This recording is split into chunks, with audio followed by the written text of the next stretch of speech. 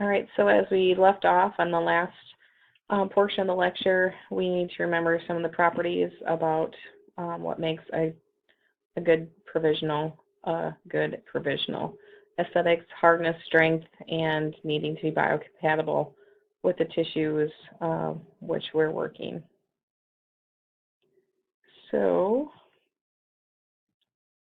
other things to consider are functions and aesthetics. The provisional restoration should restore ideal occlusal, incisal, and other surface anatomy to the tooth. Deficiencies in contour or contact of the provisional restoration may lead to other problems that compromise or then prevent the ideal placement of the permanent restoration that we just worked so hard at impressing and preparing. Provisional restoration must look like natural tooth structures whenever aesthetics is important. That means the shape, the contour, the shade need to match as closely as possible so that it is aesthetic and acceptable to your patient. For tissue compatibility, the material should not produce any additional irritation to the pulp or to the gingival tissues during or after the material sets.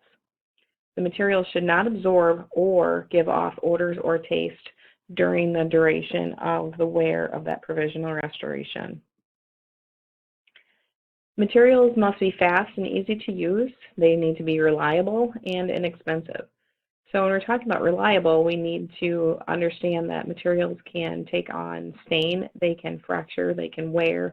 So to make sure that if this is a provisional that is placed in the posterior, that it's going to be resistant to the occlusal forces. It's going to not wear the cusps away because we want to maintain those positions of the tooth to ensure that the permanent restoration will fit adequately. We want the material to have sufficient working time and be simplified technique to allow for fabrication. We don't want the fabrication of the temporary to take any longer than the preparation of the tooth itself.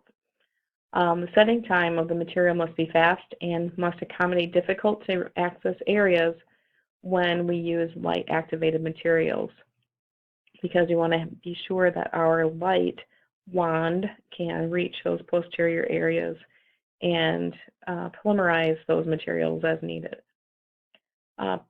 Provisional materials should also be repairable to account for defects and to also modify their fit.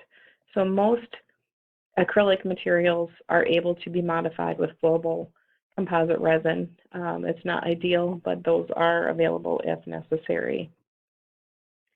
The choice of provisional material will depend on the type of preparation that was created, area of the mouth being treated, and, of course, operator preference. And once you become an expanded function assistant, you can help to choose what that preference is for the style and for the template that is used to create that provisional restoration. Provisional materials do include, though, metals, polycarbonate crowns, which is preformed, and acrylic, certain composites, and also cements can be used for provisionals. Cements are limited to the intracoronal placement, though not to be worn aesthetically or to be open to occlusal forces. Provisional acrylic and composites can be used for extra coronal coverage. Preformed and or prefabricated crowns uses the process of using preformed crowns, including the use of stainless steel and also aluminum crowns, polycarbonate, and celluloid crown forms, which are lined with acrylic or composite materials.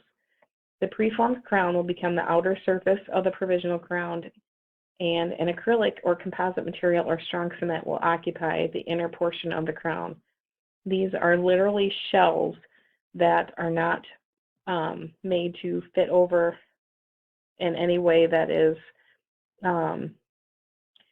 customizable for the patient. So filling it up with the composite or that strong cement is what helps that shell to stay on the prepared tooth stump. So here are some examples of the preformed, prefabricated crowns. On the bottom in the strip where all of the crowns are connected, they have different sizes of, it looks like cuspid teeth. They go from 300 to a 34. And then we also have above that some stainless steel crowns for molars. These are called celluloid strip crowns. So these are filled with composite or acrylic material. They are placed over the tooth stump, and then using a 330 burr, they cut a slot in here and they are stripped off of the tooth, and then the tooth is polished and adjusted for occlusion. This is an anterior stainless steel crown that would be used in pediatric dentistry, and this is a stainless steel pediatric molar crown. All of the temporary crowns that are prefabricated come in a box such as this, and they have different sizes that you can try in for the patient, and they are written along the side of the crown somewhere, usually on the lingual, what size they are, and that correlates with the size on the box as well. Preformed polycarbonate crowns are available in several sizes and shapes. They come in only one shade. So this is something that when a patient came in and they had a tooth broken to the gum line, for example, we would use one of these polycarbonate crowns to create a template for us to make a more aesthetic, more customized temporary crown for our patient. These crowns, though, are rigid and may have to be adapted with acrylic burrs and discs, or be carefully cut with a sharp crown and bridge scissors to be fit over the prepared tooth. They are aesthetically compatible, but like I said, they come in one shade, and if your patient's teeth are lighter or darker than the shade that these come in, they really do stand out pretty easily. Stainless steel crowns are the most durable of the preformed crowns, providing provisional coverage that lasts for months and even years. The stainless steel crown has been traditionally used to restore primary teeth. However, they are durable and economical restorations to be considered for older adults when financial and health concerns otherwise would result in the recommendation of an extraction for their tooth. So we can place these, even though they're not considered a permanent restoration, they do last for a much longer time than an acrylic restoration. These are not considered permanent by any means, but they do offer another form of coverage for people who need a little extra time. They need time to save up some money, or it would cause them to lose their tooth if they didn't use the stainless steel crown. Aluminum shell crowns are used for provisional coverage for posterior teeth. These types of crowns are lined with acrylic or composites and cemented with a temporary cement. A well-fitted aluminum shell can also last for several weeks. These are much softer than stainless steel, and they are colored gold. They are easily adapted to the teeth. Patients with sensitive teeth in the posterior, they like these because we, in my office where I worked, lined them with IRM, which has ZOE in there, so it soothed the tooth and made it very comfortable to wear these and kind of calmed that tooth down while the permanent restoration was being fabricated. Other provisional materials, again, we talked about the aluminum shell crowns, the polycarbonate and celluloid crowns, and then the next item we're going to talk about are customized provisional crowns and the acrylic materials that are used to make those. So acrylic materials come in the form of methacrylates that have been used for many years as custom temporaries. They work magnificently. They have great aesthetics. They are very easy to manipulate and use, and a relatively low cost to make, which makes them a popular choice over pre-formed crowns because these are customizable for every patient. They do produce a slight exothermic reaction and have a high shrink rate.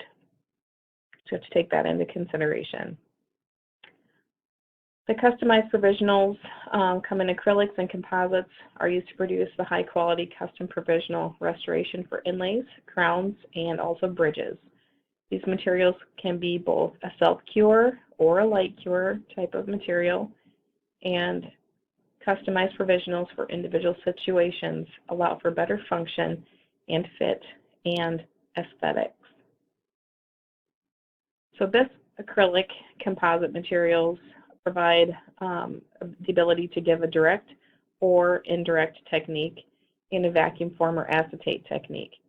So here we have a little button that was placed over the tooth before it was prepared. Here again we have an alginate substitute impression that was taken before the tooth was prepared, and then that impression then acts as a template or the index you might hear in some of the videos to make the temporary crown.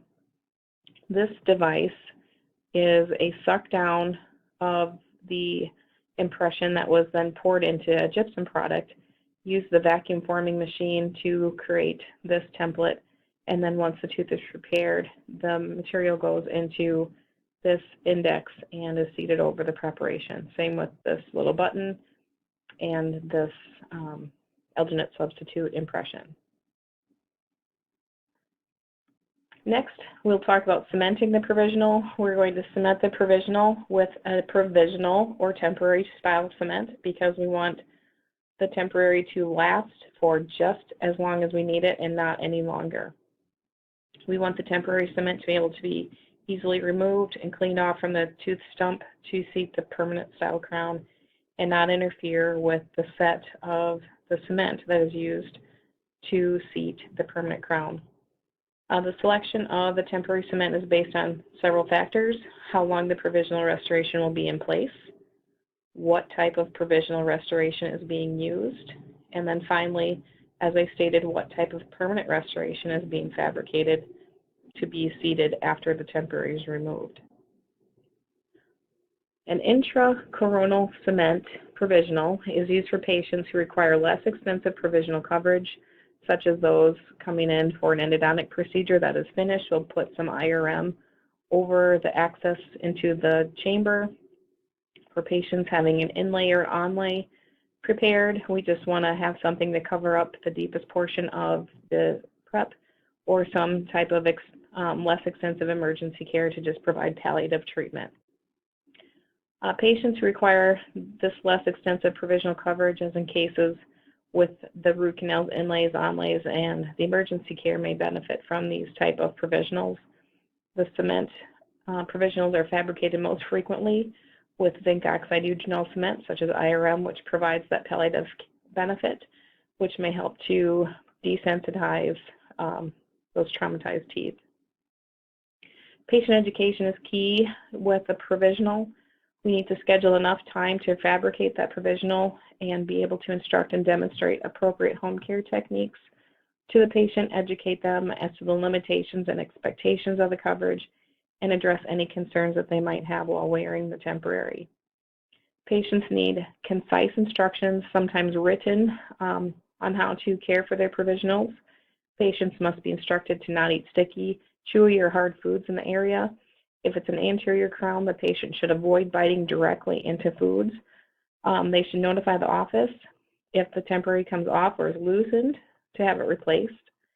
They need to know that the tooth may be sensitive to temperatures and their gingival tissues may be tender while they're wearing that temporary. Home instruction should include brushing and flossing techniques. The patient should brush as normal, but remove the floss by pulling it out the side under the contact rather than back in that occlusal incisal direction. When it's time to remove the provisional, we need to review the fundamental intraoral instrumentation principles. You can use a hemostat or other instruments. Care must be taken not to harm or fracture the prepared tooth or adjacent teeth. Always use your fulcrum. Use caution to maintain control of that provisional so the patient does not swallow it, and never throw away the provisional until the permanent crown has been successfully cemented in the patient's mouth. Always remove the crown, maintaining hard and soft tissue integrity. Provisional coverage does provide protection of tooth and periodontal structures for a variety of dental procedures.